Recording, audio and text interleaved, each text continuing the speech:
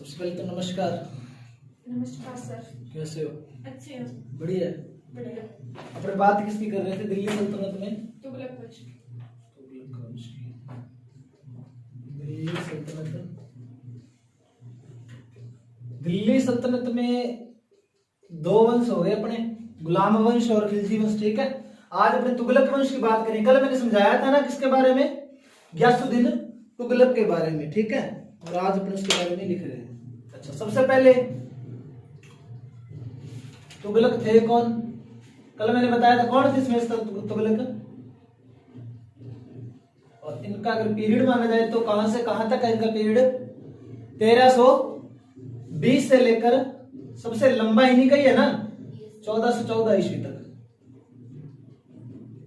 ठीक है, तुगलक वंश 94 वर्ष तक रहा, सबसे लंबा इन्हीं का काल माना जाता है। और अगर बात की जाए कि तुगलक कौन थे, तो मैंने बताया था ना करोना तुर्क। कौन थे? करोना तुर्क, यानी कि जिनको क्या कहा जाता है? मिश्रित। बिल्कुल, क्योंकि इनकी जो माता थी वो तो कौन थी? हिंदू थी, और जो पिता वो कौन थे? मुस्लिम। इनसे जो संतान उत्पन्न हुई वो क्या कहलाई? करोना तुर्क कहलाई। ठीक है, ये बात मैंने कल बता दी थी ना। तुगलक वंश की अगर मैं बात करूं तो इसका संस्थापक कौन है? बिल्कुल, गयासुद्दीन तुगलक इसका कौन है? संस्थापक है। ठीक है, अगर अपने सबसे पहले बात किसकी करेंगे अब? गयासुद्दीन तुगलक की। तो हेडिंग डाल रहा हूं नंबर 1 में, गयासुद्दीन तुगलक। इसके शासनकाल की अगर बात करूं मैं, 1320 ईस्वी से लेकर 1325 ईस्वी तक। 35 नहीं है सर, नहीं 25 है, 35 बता दे, नहीं 25 है। ठीक है, अच्छा अगर बात की जाए तो सबसे पहले मैंने एक चीज बताई, क्या? माता और पिता का नाम। हाँ बता रहा हूं ना मैं। ठीक है, इसके क्या नहीं, इसका जो पिता जो था ना वो बल्लवन का गुलाम था। इसका जो पिता था वो कौन था? बल्लवन का गुलाम था। ठीक है, गुलाम था, हालांकि नाम नहीं है, बट बल्लवन का गुलाम था। और यहीं से अपने को क्या पता चलता है कि अगर इनके वंशजों की बात की जाए, पूर्वजों की बात की जाए, तो किसके गुलाम रहे हैं वो? गुलाम वंश में। ठीक है, किसी बल्लवन के शासन में का जिक्र मिलता है। ठीक है, अच्छा अगर गयासुद्दीन तुगलक की बात की जाए तो मिटा दूं ऊपर से, मैं मिटा दूं? अच्छा अब देखना, तो कल मैंने एक चीज बताई थी कि इसने गाजी की उपाधि धारण की थी। इसने कौन सी उपाधि धारण की? गाजी की उपाधि धारण की। क्या होता है गाजी? जो कभी युद्ध में न हारा हो वो क्या होता है? गाजी होता है। ठीक है, जो कभी युद्ध में न हारा हो वो क्या होता है? गाजी होता है। ठीक है, और अगर बात की जाए तो जो गयासुद्दीन तुगलक जो था उसने गाजी की उपाधि कब धारण की थी? तो मंगोलों के सर्वाधिक कितने आक्रमण हुए थे इसके शासन में? सर्वाधिक 29 यानी 29 आक्रमण हुए थे। और मंगोलों को हराने के बाद में, इनको हराने के बाद में ही क्या है,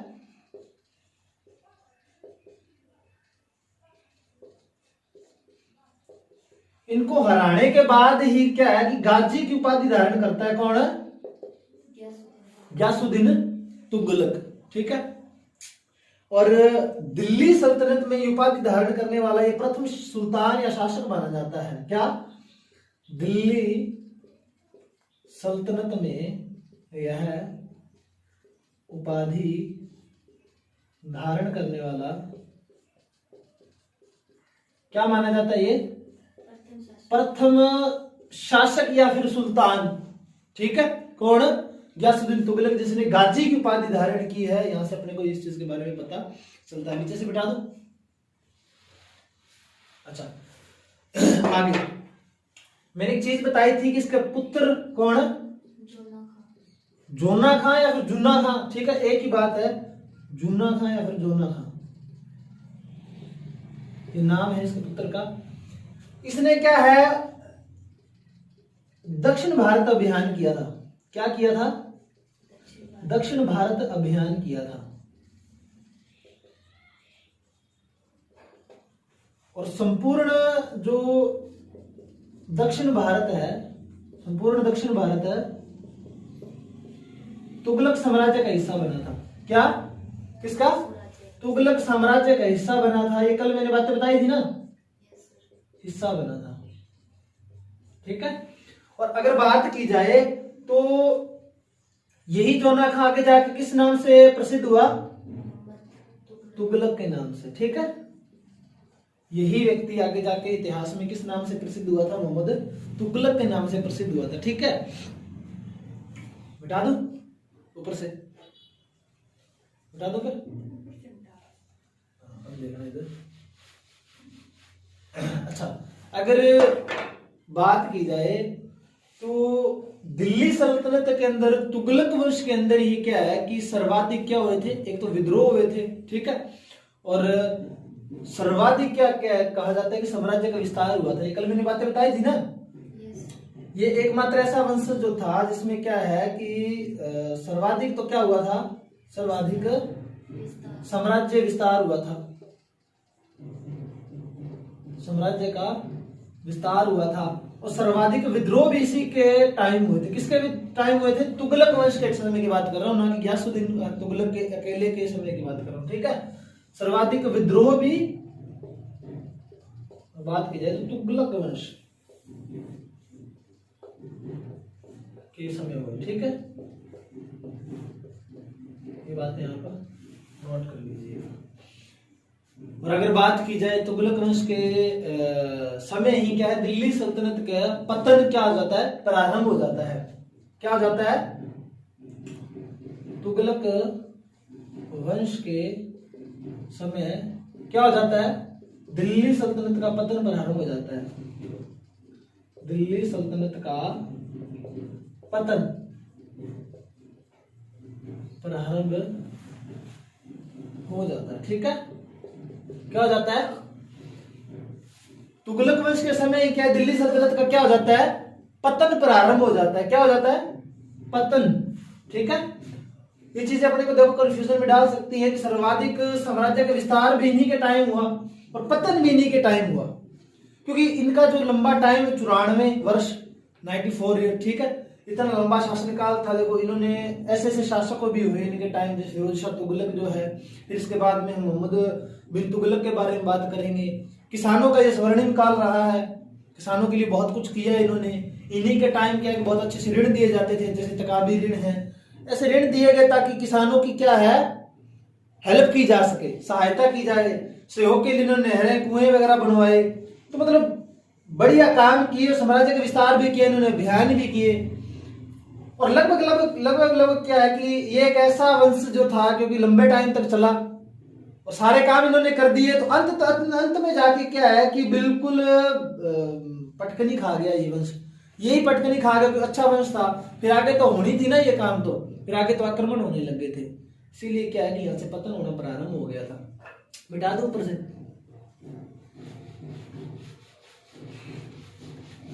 बात किसकी कर रहे थे हम?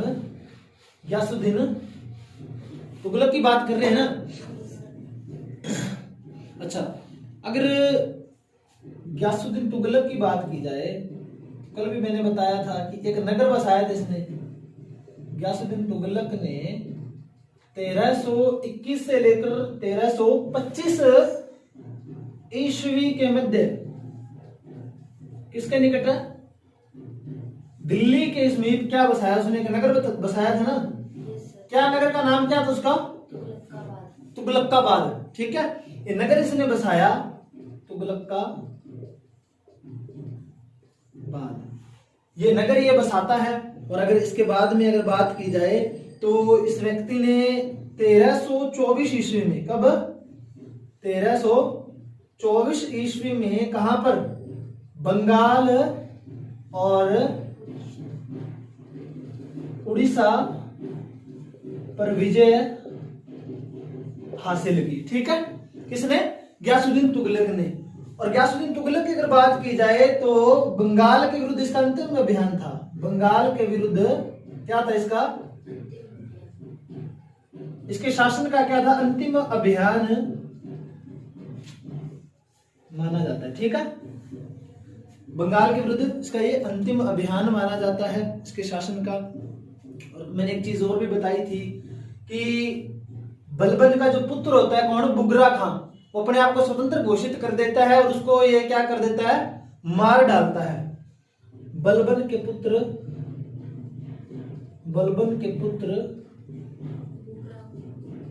बुगरा खां को इसने मार डाला क्योंकि उसने समय को स्वतंत्र घोषित किया। ठीक है, उसने अपने आप को क्या स्वतंत्र घोषित कर दिया और उसको इसने क्या कर दिया? मार दिया। ठीक है, फिर कहानी क्या मिलती है अपने को? क्योंकि अंतिम अभियान बंगाल की तरफ था, इसका बंगाल की ओर गया हुआ था। ठीक है, इसको ये चीज का पता चलता है कि इसका जो पुत्र होता है कौन? जोना खां, वो किससे मिल जाता है? किससे मिला? हाँ, निजामुद्दीन औलिया से मिला। यहां से वो स्टोरी सीधी सीधी बता देता हूं ताकि ज्यादा लिखवाने की जरूरत ना पड़े। एक चीज और याद रखना, इसी जोना खां यानी मोहम्मद बिन तुगलक का आध्यात्मिक गुरु भी कौन है? कौन है? बिल्कुल, निजामुद्दीन औलिया। निजामुद्दीन औलिया के अगर बारे में अगर मैं बात करूं तो इससे मिला जब उसको ये चीज पसंद नहीं आई, किसको? गयासुद्दीन तुगलक को। इसने इस चीज का क्या खंडन करने की कोशिश की, उसने पत्र भिजवाया किसको? औलिया जी को, और कहा कि आप मेरे पुत्र से दूर रहिए। तो एक चीज कहता है कौन? निजामुद्दीन औलिया की हजूर दिल्ली अभी दूर है, इस चीज के बारे में कहता है ना। तभी क्या है कि इनके बीच में, किसके? जोना खां और निजामुद्दीन औलिया के बीच में कुछ ना कुछ क्या है कि गठजोड़ होता है। और ये क्या करता है जोना खां? अपने किसके लिए? पिता के लिए, गयासुद्दीन के लिए, स्वागत के लिए ये कौन सा महल बनवाता है? लकड़ी का महल बनवाता है अफगानपुर में। दिल्ली के समीप अफगानपुर है। ठीक है, दिल्ली के समीप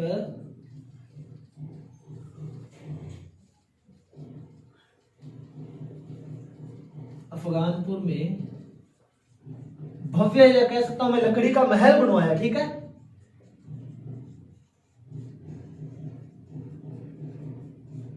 और इसी लकड़ी के महल में दबकर किसकी मृत्यु हो जाती है?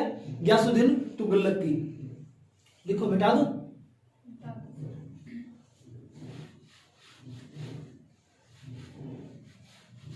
इसी लकड़ी के महल में दबकर किसकी मृत्यु हो गई? आगे किवदंतियां यही मिलती हैं कि ये चाल थी निजामुद्दीन औलिया और दोनों की, किसकी? जोना खां की। ठीक है,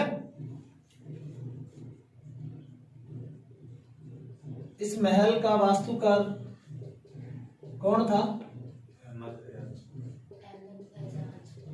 अहमद अयाज। कौन था? अहमद अयाज इस महल का वास्तुकार माना जाता है। और इसी महल में दबकर मृत्यु हुई किसकी? गयासुद्दीन तुगलक की। सुद्दीन की मृत्यु इसी महल में दबकर हो जाती है। ठीक है, इसी महल में इसकी मृत्यु हो जाती है। और तुगलकाबाद में इसका मकबरा बना हुआ है। इसका मकबरा कहां पर है? गयासुद्दीन का तुगलकाबाद में है। तुगलकाबाद में इसका मकबरा बना हुआ है। और अगर बात की जाए तो वहीं पर इसको दफनाया गया था। और किवदंतियां ये चीज मिलती है, नोट लगा के लिख लेना आप इस चीज को, कि निजामुद्दीन औलिया, कहा जाता है कि निजामुद्दीन औलिया के शराब से क्या है इसकी मृत्यु हुई। निजामुद्दीन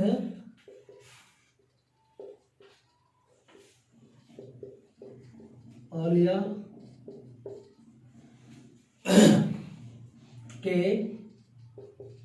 शराब से क्या हुई, इसकी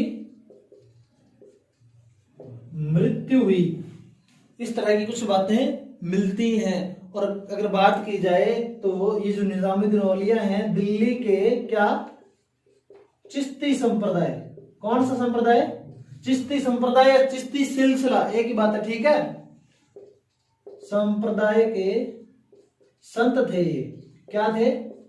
संत थे। कौन है? निजामुद्दीन औलिया, ठीक है। और इन्होंने क्या है कहा था, किसके बारे में, किसके बारे में कहा था? गियासुद्दीन तुगलक को कहा था। तुगलक को कहा, हुजूर दिल्ली अभी दूर है। मतलब एक बार आप वहीं पर क्यों ऐसे तंग हो रहे हो? इन्होंने कहा कि एक बार आप दिल्ली में तो आओ, क्या पता रास्ते में क्या हो जाए। इस तरह की इन्होंने कुछ बातें की। दिल्ली कहा, हुजूर दिल्ली अभी दूर है, और वही बात सिद्ध भी हुई। इन्होंने कहा हुजूर दिल्ली अभी दूर है, दिल्ली में मतलब दिल्ली तक आए ही थे कि इनका वो रास्ते में ही भव्य महल बना हुआ था। वहां पे इन्होंने क्या है कि टिके ये, और नीचे दबने के बाद में इनकी क्या हो जाती है, मृत्यु हो जाती है। नोट करो, फिर मैं इसको मिटाता हूं आगे। मिटा दूं? अच्छा,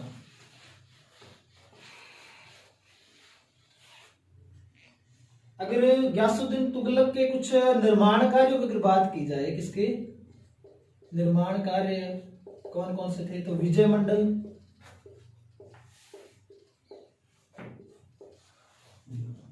खिड़की मस्जिद, कौन सी मस्जिद?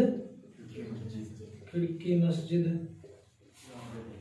और चिराग दिल्ली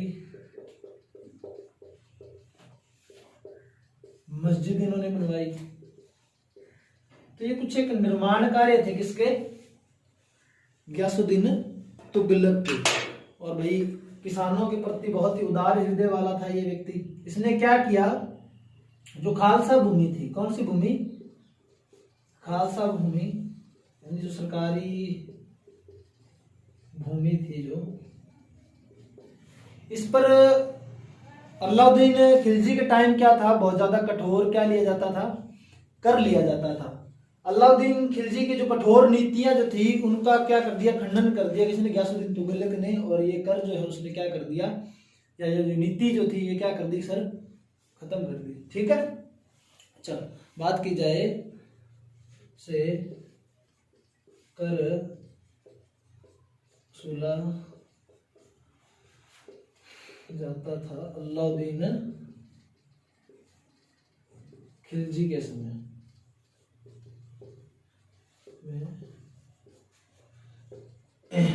इस कठोर नीति को समाप्त कर दिया। किसने कर दिया? गियासुद्दीन ने, ठीक है। गियासुद्दीन जी इसको क्या कर देते हैं, समाप्त कर देते हैं। और क्योंकि किसानों के फेवर में था, तो अगर बात की जाए तो तुगलक वंश जो है, कौन है? तुगलक वंश क्या माना जाता है, किसानों का दिल्ली सल्तनत में किसानों का स्वर्णिम काल माना जाता है, ठीक है।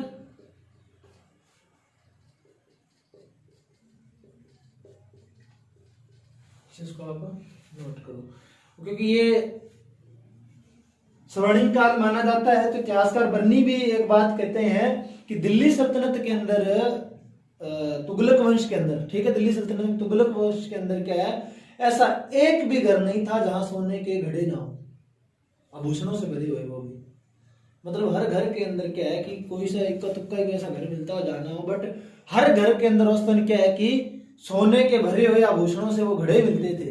यानी कहने का मतलब इनके टाइम के जो किसान जो थे वो क्या थे, बहुत ही अमीर रहे होंगे, मतलब किसान अमीर बढ़िया तरीके से, मतलब ठीक है। और अगर बात की जाए तो यहां पे लिख रहा हूं मैं, ठीक है। उदार से हो के लिए किसने, गयासुद्दीन तुगलक ने कुएं, नहर, क्या बनवाए, कुएं बनवाए, नहर, और इसने राजस्व घटाया। क्या किया, राजस्व घटा दिया था ना इसने, कल बताया था मैंने, राजस्व घटाया। और इसने भूमि साफ करवाई किसानों के लिए, भूमि साफ करवाई, कर भी इसने माफ किया। तो मिटा रहा हूं ठीक है ऊपर से। इसने और क्या किया,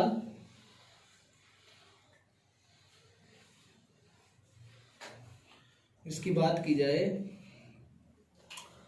तो इसने ऋण माफ कर दिया, और वो भी कितना, यानी 1/3 जो ऋण था वो क्या कर दिया इसने, माफ कर दिया। किसने, गयासुद्दीन तुगलक ने। देखो किसानों के कितने फेवर में जा रही है चीज, किसानों के फेवर में जा रही है, इसीलिए तो स्वर्णिम काल है ना।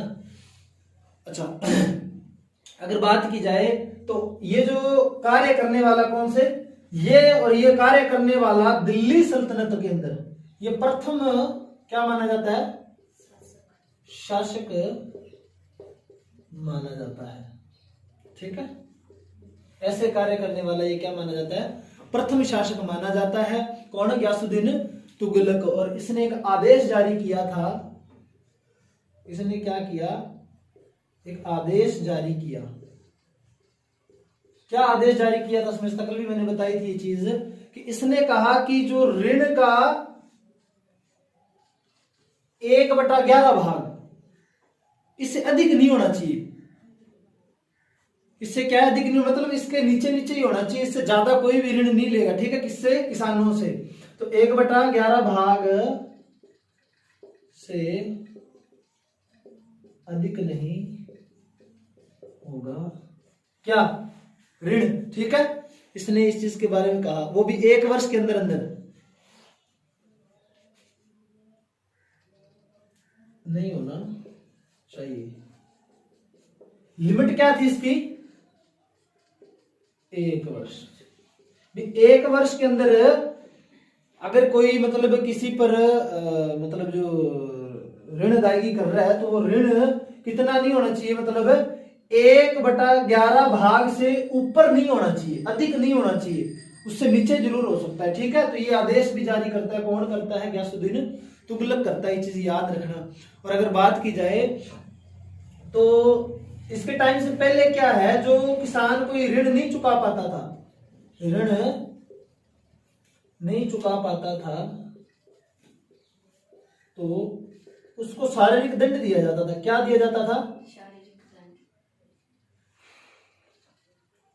शारीरिक दंड दिया जाता था। इस नीति को क्या है, गयासुद्दीन तुगलक क्या कर देता है, समाप्त कर देता है। इसको क्या कर दिया गयासुद्दीन तुगलक ने, समाप्त कर दिया। किस नीति को, ये जो नीति थी दंड देने वाली, तो कोई बात नहीं, अगर किसी किसान से अगर मतलब ऋण नहीं चुकाया जा रहा है तो उसको शारीरिक तौर पर दंड नहीं दिया जाएगा। ऐसी चीजें मिलती हैं कि हाथ काट लिया जाता था, उंगली काट ली जाती थी, अंगूठा काट लिया जाता था, जीभ काट दी जाती थी, ऐसी चीजें मिलती हैं। बट शारीरिक दंड था वो, इसने वो क्या कर दिया, समाप्त कर दिया। अगर अंतिम बात इसके शासनकाल की अगर मैं बात करूं तो गयासुद्दीन तुगलक क्या है, डाक व्यवस्था का पूर्ण रूपेण संस्थापक माना जाता है। क्या माना जाता है, क्या माना जाता है, संस्थापक माना जाता है। किस चीज का, डाक व्यवस्था का, ठीक है। कौन, गयासुद्दीन तुगलक। तो ये सारी बातें अपनी किसके बारे में थी, गयासुद्दीन तुगलक के बारे में थी, ठीक है। आगे अपने किसकी बात करेंगे, मोहम्मद बिन तुगलक, जुल्ला खान की बात करेंगे, ठीक है। मिटा दो,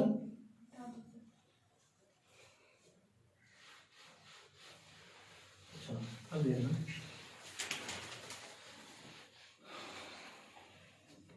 तुगलक वंश चल रहा है अपना। तुगलक वंश में नंबर 2 शासक कौन हुआ,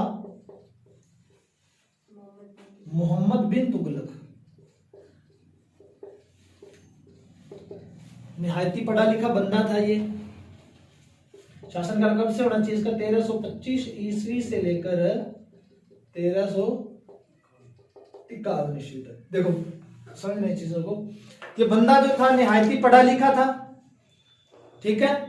कहते हैं कि बहुत ही ज्यादा पढ़ाई की इस बंदे ने, और इसके शासनकाल में एक बढ़िया बढ़िया चीजें ये मिलती हैं कि इसने काम बहुत किए। इसने क्या किए? काम तो बहुत किए, पर इसके काम बेचारे के पूरे नहीं हुए। असफल बहुत रहा ये। क्या हुआ? असफल बहुत रहा। असफल किस तरीके से रहा? मतलब ये कोई भी काम करना स्टार्ट करता था ना, दुर्भाग्य से वो काम क्या है, पूरा नहीं होता था।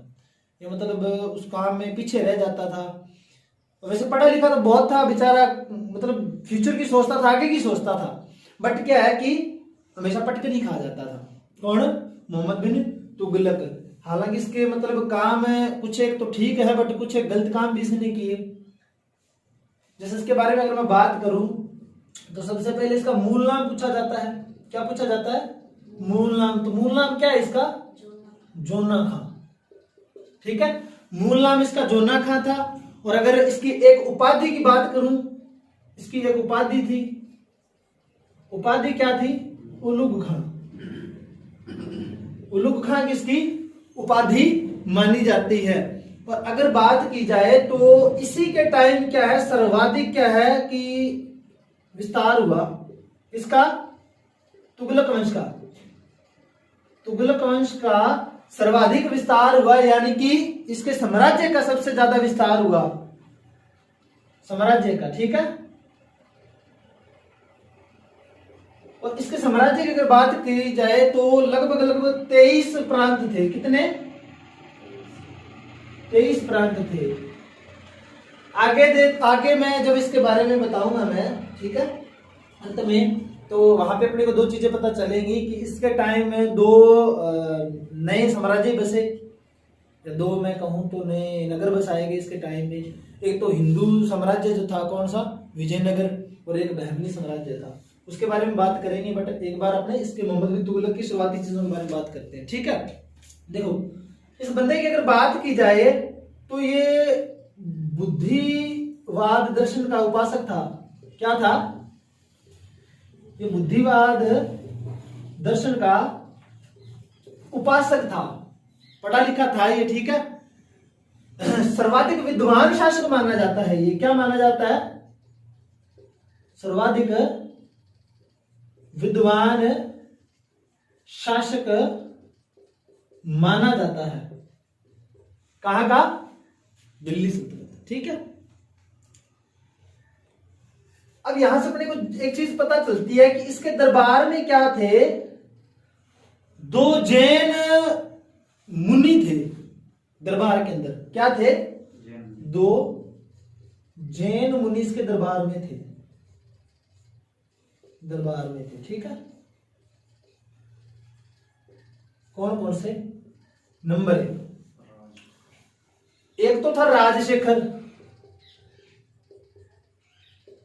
ठीक है, और नंबर 2 था कौन? जिन प्रभसूरी। ये दो क्या थे? क्योंकि बढ़िया क्वेश्चन बन जाते हैं यहां से। क्या है? बढ़िया क्वेश्चन बन जाते हैं कि मोहम्मद बिन तुगलक जो था उसके दरबार में क्या था कि कौन कौन से जैन मुनि थे। तो एक तो राजशेखर था और दूसरा कौन था? जिन प्रभसूरी। और अगर बात की जाए तो इन्हीं के प्रभाव में आकर क्या है, मोहम्मद बिन तुगलक क्या करता है? किस प्रथा को खत्म करता है सर? सती प्रथा पर रोक लगाता है ये। ठीक है, किस प्रथा पर? बिल्कुल, इन्हीं के प्रभाव में आकर किसने?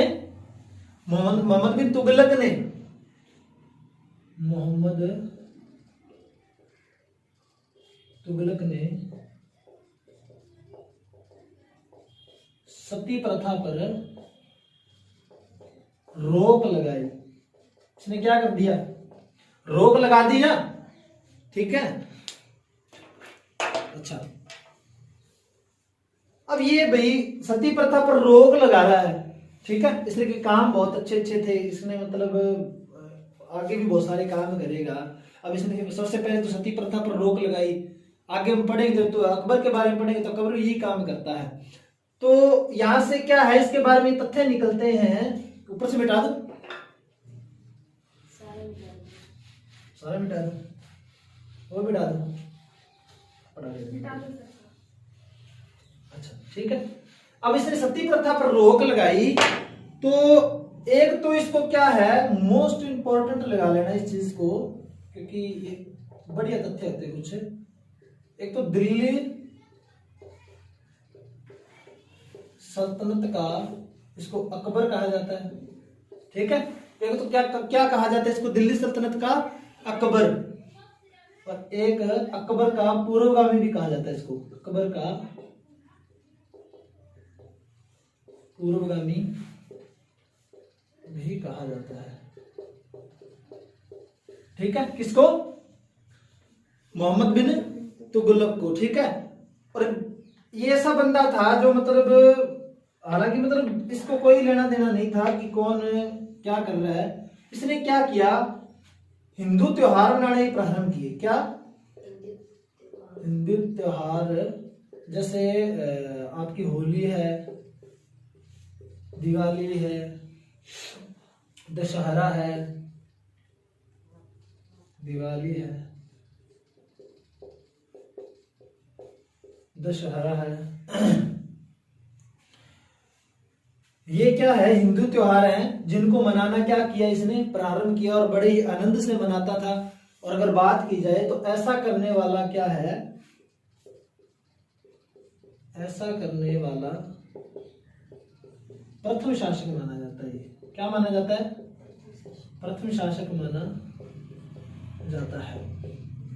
आगे जब हम जहांगीर के टाइम पढ़ेंगे तो उसने रक्षाबंधन मनाया था बहुत ही धूमधाम से। किसने? जहांगीर ने रक्षाबंधन मनाया था बहुत ही धूमधाम से। आगे पढ़ेंगे अपने जब मुगल काल के अंदर। अच्छा वो चीज तो आप नोट लगा के लिख लेना कि इनके आध्यात्मिक गुरु कौन थे। बिल्कुल, आध्यात्मिक गुरु किसके, किसकी बात कर रहे हैं हम? मोहम्मद बिन तुगलक की बात कर रहे हैं। तो उसके आध्यात्मिक गुरु कौन थे? निजामुद्दीन औलिया, ठीक है। निजामुद्दीन औलिया उनके आध्यात्मिक गुरु थे। और आज के दिन की मोस्ट इंपॉर्टेंट बात मैं लास्ट अंतिम बात करके जा रहा हूं, मोस्ट इंपॉर्टेंट कर लेना, अच्छी बात है ये। क्या? क्योंकि अलाउद्दीन खिलजी के बारे में एक चीज पढ़ी थी ना कि उसका राज्याभिषेक कहां पर हुआ था? बलबल के लाल महल में, ठीक है। तो मोहम्मद बिन तुगलक का राज्याभिषेक किया था बलबन के, कहां पर?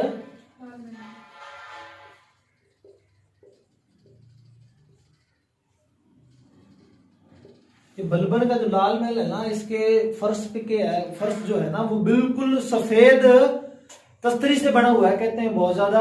और ये इसको सीधा मतलब बलबन नाम से भी जान लेते हैं। इसके महल के बलबन का महल भी सीधा कहते हैं, बलबन का लाल महल भी कह देते हैं क्योंकि इसमें इसका निवास था, ठीक है। तो यहीं पर क्या होता है, अलाउद्दीन खिलजी का भी राज्याभिषेक होता है, ये चीज याद रखना। और इसी में क्या है, आपके मोहम्मद बिन तुगलक का भी राज्याभिषेक होता है। तो आज तक अपने क्या है यहीं पे खत्म करते, कल अपने बात करेंगे, ठीक है। इसी के शासनकाल में इब्न बतूता आया था, उसका जो ग्रंथ है रिहल्ला, उसके बारे में बात करेंगे, ठीक है। तो आज की क्लास में यहीं पे खत्म करते हैं।